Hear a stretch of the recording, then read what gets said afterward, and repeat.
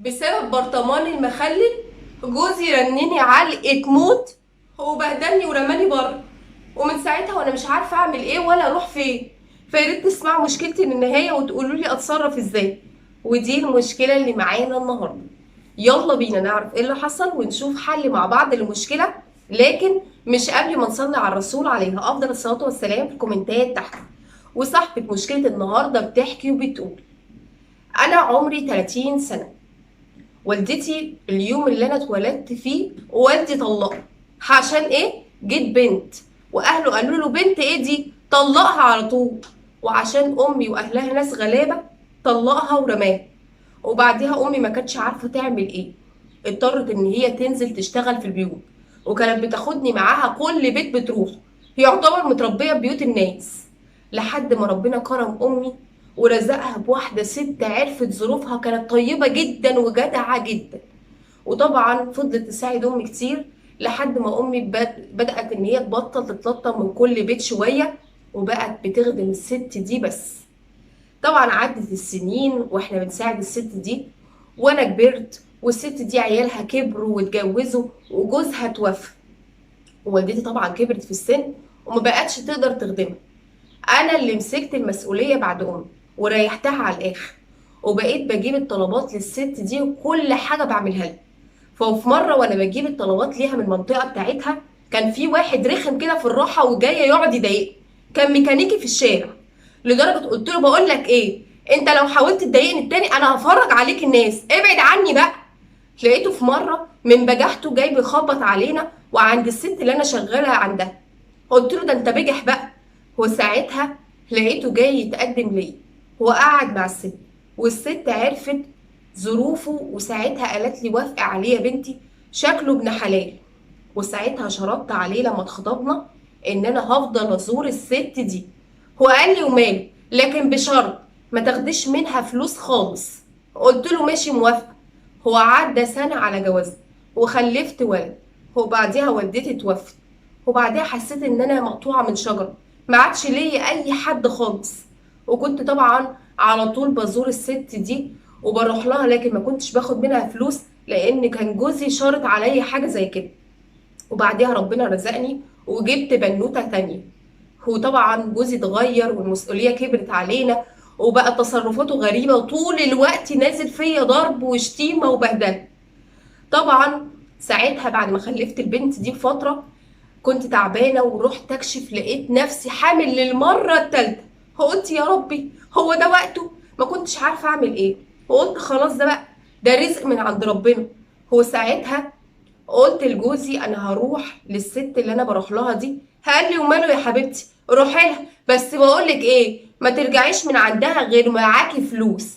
قلت له ليه؟ انت مش شرط عليا ان انا ما اخدش منها ولا جنيه؟ ده كان زمان، اما دلوقتي اللي ما شافش من الغربال يبقى اعمى يا حبيبتي. قلت له يعني ايه؟ يعني انت عايزني ارجع تاني اشتغل في البيوت؟ قال لي وماله يا ماما، مش دي البيوت اللي انا رميتك منها ولا ايه؟ انت نسيتي اصلك؟ قلت له ماشي. ورحت للست وعرفتها ظروفي، وطبعا قعدت تقول لي معلش يا بنتي، وطبعا كانت بتساعدني وكانت بتديني اكل كتير ليا وللاولاد. المهم طبعا جوزي ابتدى ان هو اول ما ادخل باب البيت كان يضربني وياخد كل الفلوس اللي معايا، وكان ينزل يشرب بيها هباب. هو بقى بيشرب مخدرات. هو بجد اتغير خالص وبقيتش عارفه اعمل معاه ايه. وفي مره طبعا بحكي للست اللي انا بروح لها دي وقعدت اعيط لها، قالت لي يا بنتي هو ده راجل؟ يا بنتي اتطلقي منه ما دام هو طفحك الدم كده، ملوش لازمه ولا بيصرف عليكوا ولا بيعمل لكم اي حاجه، يبقى لازمته ايه؟ هو قلت لها مش عارفه. طب لو اتطلقت منه انا هروح فين؟ انا مقطوعه من شجره. قالت يا بنتي يعتبر انت اللي بتصرفي عليه، يعني انت الراجل والست، ما انت بتشتغلي اهو معتمده على نفسك. قلت لها هشوف. المهم لقيته في مره جه وهو شارب وصحاني من النوم وضربني علقه موت وقال لي هاتي فلوس. قلت له اه. ايوه يبقى الست عندها حق، انت مش راجل وملكش ريحه اللازمه. قال لي ست مين؟ وحلف عليا طلاق ان انا ما اروح ليها تاني، ولو عرف ان انا رحت لها هيطلقني وهيموتني علقه موت.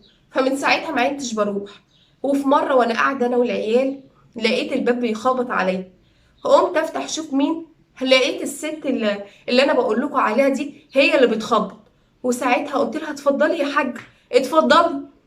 قالت لي انا قلت اجي يا بنتي اسلم عليكي قبل ما اسافر. قلت لها تسافري؟ هتسافري هتروحي فين؟ قالت راح ازور النبي وهدعي لك هناك ربنا يبعد عنك ولاد الحرام وينجدك من الراجل اللي انت متجوزاه ده. وكانت جايبه لي معاها اكل ومعاها حاجات كتير.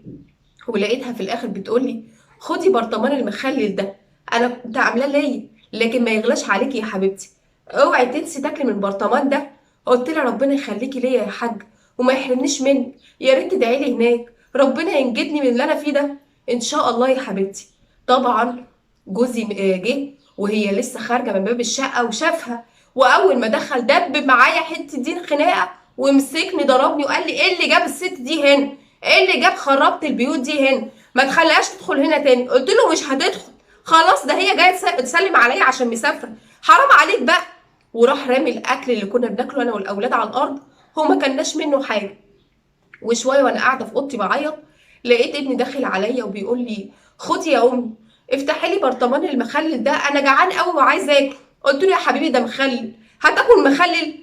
رحت بفتح البرطمان وكانت المصيبه، ببص في البرطمان لقيت فيه فلوس وذهب. الست شكلها كانت عايزه تساعدني بطريقه غير مباشره، وجايبه لي البرطمان ده وبتقول لي بقدوق منه عشان تحط لي فيه الحاجات دي. طبعا جوزي شاف البرطمان اتجنن، ولقيته نتش من ايد البرطمان ونزل فيا ضرب ورماني بره باب الشقه وفي الشارع وفضحني وقال ان انا بسرق الناس من شقق. وطبعا الناس ساعتها صدقوا، وقعدت اقول للناس والله العظيم ما حصل ومفيش فايده. وساعتها طلقني في وسط الناس كلهم ورمالي العيال وخد البرطمان ومشي. ومن ساعتها وانا مش عارفه اعمل ايه ولا اروح فين. هو بجد بعتلكم مشكلتي عشان تشوفوا لي حل وتساعدوني، ودي المشكله اللي معانا النهارده. طبعا لا حول ولا قوه الا بالله العلي العظيم، احنا بقينا في اخر زمن. ده ما ينفعش يتقال عليه راجل نهائي، ده يتقال عليه اشباه رجال. لان الراجل اللي بجد هو يكون زوج صالح واب صالح لاولاده، ان يكون زوج الامان والسند والظهر لزوجته. اما ده ما ينفعش يتقال عليه الراجل اللي بيستحل فلوس مراته وشقاها، الراجل اللي بيجي كل يوم متطوح، الراجل اللي بيضرب وبيهين زوجته، ما ينفعش يتقال عليه راجل. فبجد انت هربت جلدك، وزي ما الست قالت لك هو ملوش لازمه يا بنتي في حياتك، هو ما بيصرفش عليكم، يعتبر انت الست والراجل فمالوش لازمه في حياتكم. هتقولي لي اهو اب لاولاده، ما ينفعش يكون اب كمان لاولاده، لان ده غير صالح بالمره يكون لاولاده. وصدقيني اهربي بولادك وانجديهم من بيئه زي دي. دلوقتي انت بتنشئي ولادك في بيئه غير صالحه بالمره. لما ولادك طول الوقت يشوفوا باباهم بيضرب وبيشتمك وبيهينك وبيرجع لهم كل يوم متطوح وبياخد منك الفلوس، صدقيني ولاده هيطلعوا يسلكوا نفس سلوكه. ما هو مش في بيئه صالحه يعني عشان يشوفوا حاجه كويسه يعملوا زيها، بالعكس طول ما هم شايفين والدهم بالمنظر ده صدقيني هيسلكوا نفس سلوكه، وانت ساعتها هتتعبي نفسيا وهتحصل مشاكل كبيره جدا طول ما انت عايشه مع البني ادم ده. وكل ما اولادك يكبروا صدقيني هيعمل لكم مشاكل اكتر من كده بكتير. فيا ريت ان انت تبعدي عن جو زي ده، وحاولي على قد ما تقدري. هتقولي لي هروح فين وماليش حد والكلام ده، ما ممكن تكون الست بتقول لك كده وحاولت ان هي تيجي تساعدك وخلاص عشان عارفه ان هو حلف عليك بالطلاق ان انت ما تروحلهاش تاني، ممكن ما تكونش سافرت. فحاولي توصلي للست باي طريقه، والله قولي لها على اللي حصل لك. ساعتها زي ما هي حاولت ان هي تساعدك بذهب وفلوس صدقيني هتقف معاكي للنهايه. وحاولي ان انت تعيشي معاها، ما عرفتيش تعيشي معاها انت واولادك حاولي ان هي تشوف لك مكان تعيشي فيه، وساعتها ربنا يكرمك وتشتغلي في البيوت زي ما كانت مامتك بتعمل بالظبط. وتحاولي ان انت تربي اولادك في بيئه صالحه، وتحاولي تبعدي عن جوزك ده نهائي، وتحاولي ان انت تقطعي علاقتك بيه، لان ده ما ينفعش يكون اب ولا زوج ولا سند لاولاده خالص. صدقيني لما يكبر هيعمل مشاكل كبيره جدا لاولاده طول ما هو بالمنظر ده. وطول الوقت يا ريت ان انت تدعي له بالهدايه وان ربنا يهديه ويبعد عن الطريق اللي هو ماشي فيه ده، عشان لما يكبر ولاده يعني يشوفوه حاجه كويسه ما يشوفوش بالمنظر ده ويعمل لهم مشاكل ويستعروا منه. فحاولي على قد ما تقدري انك تدعي لجوزك بالهدايه، وصدقيني الدعاء بيغير القدر، والقرب من ربنا حل لجميع مشاكلنا. حاولي انت تدعي دايما ان ربنا يكرمك ويعينك على تربيه ولادك، وان ربنا يرزقك برزقهم، وان ربنا يهدي طليقك عشان لما ولادك يكبروا ما يشوفوش بالمنظر ده ولا بالسلوك ده، لان صدقيني هيتعبوا نفسيا لما يعرفوا ان ابوهم بالحال اللي هو فيه ده. وربنا يا رب يهديه، وربنا يا رب يعينك على اللي انت فيه، وان شاء الله ربنا هيوقف لك ولاد الحلال طول ما انت بتسعي انك تربي اولادك، وطول ما انت بتسعي ان انت تربيهم بالحلال ربنا هيقف جنبك. زي ما سخر لك الست دي صدقيني هيسخرها لك برضو، وهيسخر لك ناس كتير جدا تساعدك في حياتك، زي ما ربنا سخر لوالدتك ان هي تربيكي وتكبرك. فباذن الله ربنا هيقف جنبك طول ما انت بتسعي للحلال. وده كان رايي، ودي كانت نصيحتي. طبعا لو اي حد عنده اي راي مخالف لرايي يا ريت يسيبوا صاحبه المشكله في الكومنتات، وهي هتتابع الحلقه النهايه وتشوف الحل المناسب وتختاره باذن الله، وربنا يعني يهديلك الحال.